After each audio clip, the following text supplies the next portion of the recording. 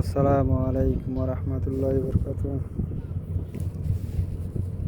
Good evening সম্মানিত viewer, সবাই কেমন আছেন? আলহামদুলিল্লাহ আমি ভালো আছি। এই সারাদিন কাজ শেষ করে যে মাত্র ডিউটি শেষ করলাম। ডিউটি শেষ হয়ে কাজ শেষ হইল, ডিউটি আরও 1 ঘন্টার মতো আছে। কে কোথায় আছেন অবশ্যই করে বলে দেবেন। আর কেমন আছেন, দিনকাল কেমন চলতেছে? আলহামদুলিল্লাহ আমি ভালো আছি। ভিডিওটা সম্পূর্ণ দেখবেন, এমনকি লাইক কমেন্ট শেয়ার করবেন। ভিডিও যারা দেখে লাইক কমেন্ট শেয়ার না করে ভিডিওটা উপরে ধাক্কা মেরে দেয়, এটা হলো সবচেয়ে বড় বোকামি। কারণ ভিডিও দেখে অবশ্যই একটা বড় বড় কমেন্ট না করলে আপনার এঙ্গেজ বাড়বে না। আর যদি আপনার এঙ্গেজ না বাড়ে, তাহলে আপনার লাখ ফলোয়ার থাকলেও কোনো লাভ নাই। আপনার সেই ভিডিও হবে না, ভাইরাল হবে না। তা আপনার যদি ফলোয়ারও কম থাকে, আপনার যদি এঙ্গেজ বেশি থাকে, তাহলে ইনশাল্লাহ আপনার ভিডিও ভাইরাল হবে। তবে যাই হোক, দেখতে দেখতে প্রবাস জীবন 18 মাস অতিবাহিত করলাম। প্রবাস জীবন এমন কষ্টের, যারা প্রবাসে থাকে তারাই জানে।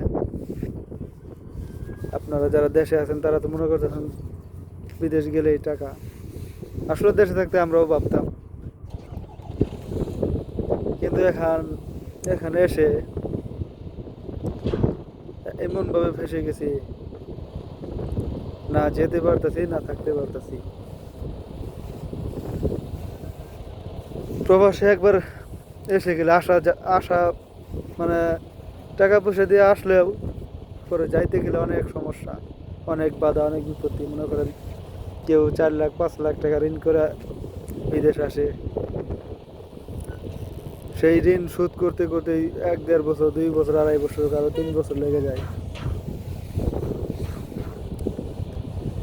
তো ঋণের মাথা বুঝাই নিয়ে কেউ দেশে যেতে চায় না, যত কষ্ট হোক তারপরেও বিদেশে কাজ করে।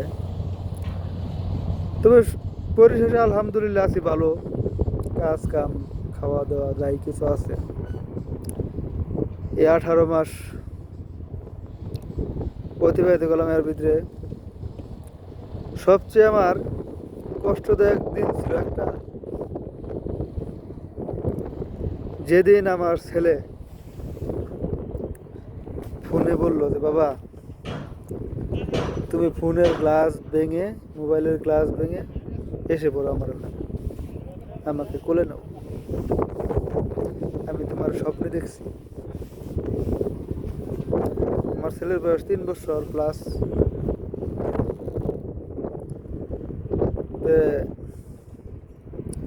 আর যদি না আসো, আমি মোবাইলে গ্লাস ভেঙে আমি তোমার কাছে চলে আসবো।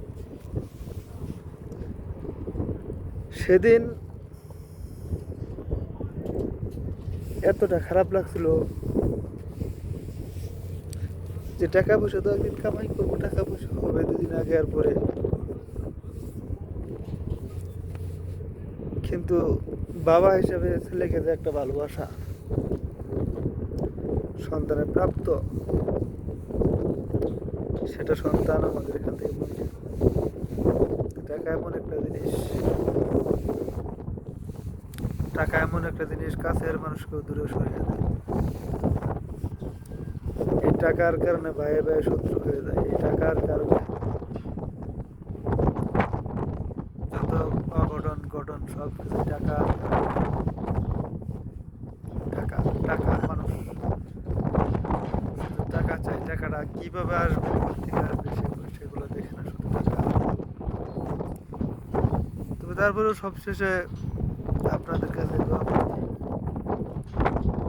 টাকা ইনকাম করতে হলে, জীবনে বাঁচতে হলে, পোলাপানের ভবিষ্যতের জন্য হলেও টাকা ইনকাম করতে হবে। কিন্তু সবাই দোয়া করবে টাকাটা যাতে হালাল পথে ইনকাম করতে পারি, আর আল্লাহ যাতে শরীর স্বাস্থ্যটা সুস্থ রাখে। আর পৃথিবীতে পৃথিবীর ভিতরে সবচেয়ে বড় নিয়ামত হচ্ছে সুস্থতা। আপনার কাছে কোটি টাকা রয়েছে, আপনার মনে করেন আপনি হসপিটালে ভর্তি, আপনার হার্টের সমস্যা, ব্রেনের সমস্যা, অমুক সমস্যা, তমুক সমস্যা, আপনার সেই টাকায় আপনাকে সব কাজেই দোয়া করবেন আল্লাহ যাতে টাকা পয়সা যাই কম বেশি কামাই করে হালাল পথে কামাই করতে পারি, আমি যাতে আল্লাহ পিতাটা শরীর স্বাস্থ্যটা সুস্থ রাখে, এই দোয়া রেখে আর আমিও সবার জন্য দেশে বিদেশে